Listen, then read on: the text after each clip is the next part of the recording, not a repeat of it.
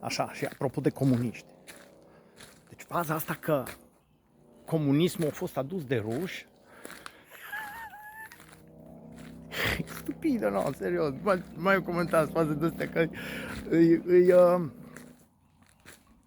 cum să zic eu, n-are nimic cu adevărul. Ca să nu spunem minciuni. Da, n-are nimic cu adevărul.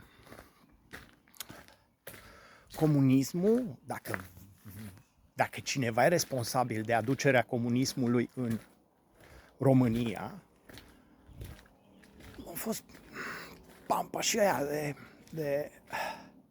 de bogătani, printre care și strămoși de-a mei.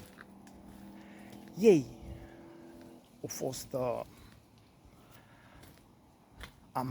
am strămoși care au fost fanariot. Ei au făcut comunismul să apară. Ei au adus, ei sunt responsabili cu chain-ul de lanțul condițional care a făcut comunismul să numai să prindă, dar să explodeze în România.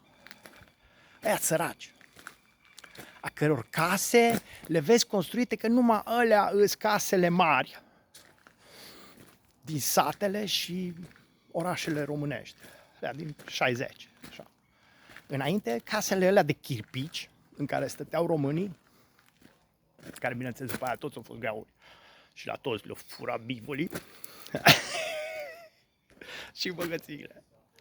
Mai gândiți-vă.